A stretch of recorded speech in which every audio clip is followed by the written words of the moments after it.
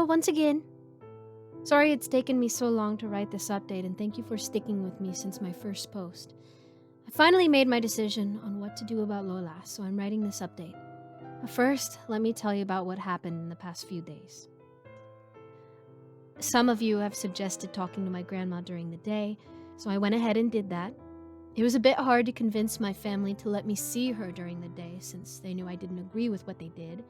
They eventually gave in, and I was able to speak with her. Oh, Apo, I didn't know you were in town, Lola said to me as I entered her room. She looked worse than I imagined, as if all the light and life in her had been drained. She had lost a lot of weight, and her skin looked like it was just barely hanging onto her bones. Her eyes were sunken and had dark circles around them.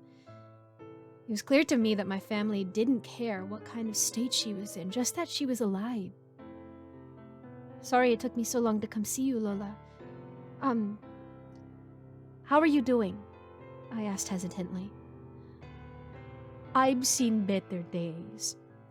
Do you know what they did? She frowned slightly. Yes, I asked them not to. How do you know about this? I saw you last night. I was trying to expel the chick from your body. She turned to look outside the window. There was a long pause before she responded. I love my children.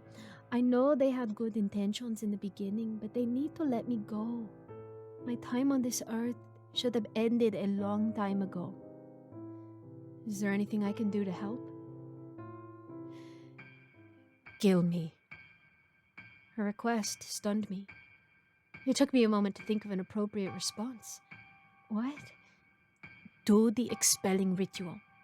Let that chick die in the sun and leave my body to die along with it. Nobody should have access to that kind of magic. I shouldn't have kept it with me. Screw tradition and trying to appease my ancestors. Get rid of the thing. I was surprised to hear my grandmother talk like this. I think she was just so done with everything at this point.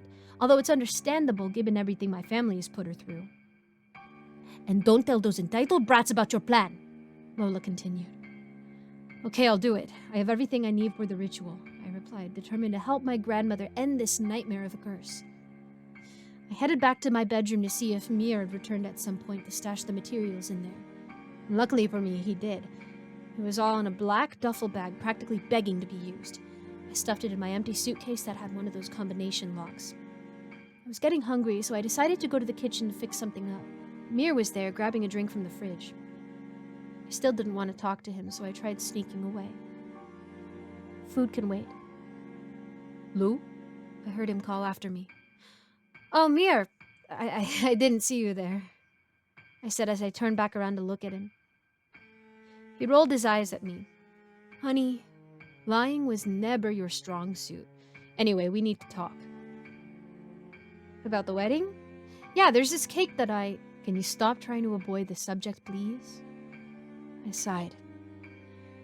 Babe, I get it, okay? You understand where my family is coming from, which I personally think is stupid, so there's nothing to talk about. Let's just agree to disagree. I do get where they're coming from, but it doesn't mean I agree with what they did. What they did to your grandmother and to you, your siblings, your cousins, it wasn't right. I just wanted to give them some time to process the fact that they're going to lose their mother for good now. Does that mean we'll still go through with the ritual? Yes. In a few days. Things have changed now. I spoke to Lola. I told Mir about my grandmother's request and my plan to execute it.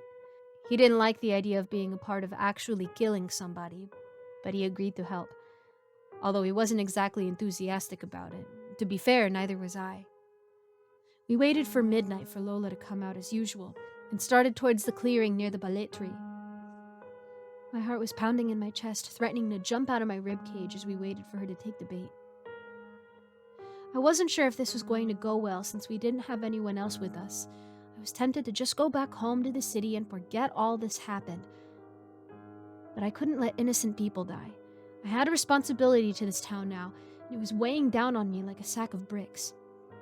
We spotted Lola about a half hour later, her large wings creating a breeze above us.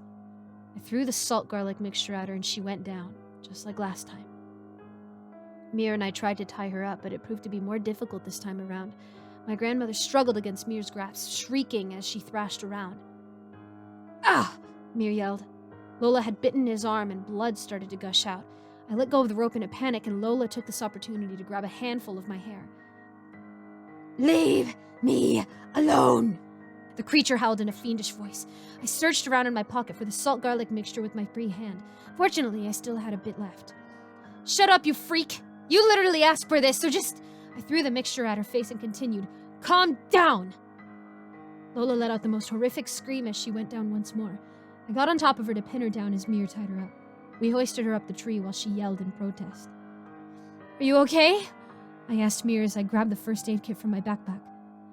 "Yeah, it just stings a little," Mir said and let out a dry chuckle. He always tried to seem tougher than he actually was. I applied pressure to the wound with a piece of gauze to stop the bleeding and disinfected it with some antiseptic. "Is this like a normal wound, or are mushrooms going to start popping out of your arm now?" I asked, trying to lighten the mood a little. "Nah, it's gonna be fine. The only real threat is a potential infection, but you already made sure that wouldn't happen." He smiled warmly at me. I only just then realized how much I missed him. I know I was the one who was avoiding him, but in my defense, I was caught up in the whole manananggal business. I forgot what normal lives we used to lead before all this. But it wasn't time to reminisce. We needed to end this once and for all.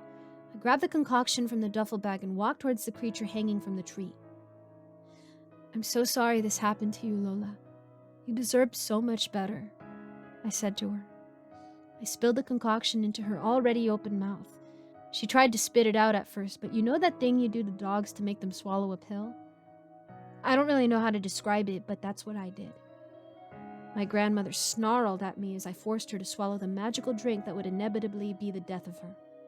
She started throwing around profanities in Tagalog, but I decided to ignore her. She eventually vomited out the chick and it fell to the ground. I kicked it away from her in case she tried anything. It was a disgusting little thing covered in bile and mucus. It looked like a regular chick, except it had black feathers and red eyes. And now, we wait. I started to get sleepy around 4 a.m., but I needed to wait this thing out. Kinda hard to do when you're exhausted from trying to tie a monster up to a tree. "I brought some snacks in my bag if you're hungry," Mir said as he handed me a piece of bread wrapped in a paper towel.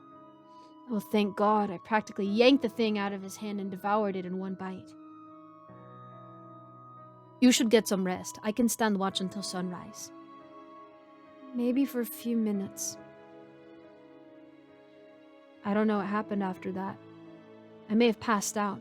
By the time I woke up, Mir was gone, and so was the chick. I could only see what remained of the upper half of Lola's body. It had been around an hour since sunrise, give or take, so it was mostly just ash. I ran to the house to check on the lower half, hoping to run into Mir at some point.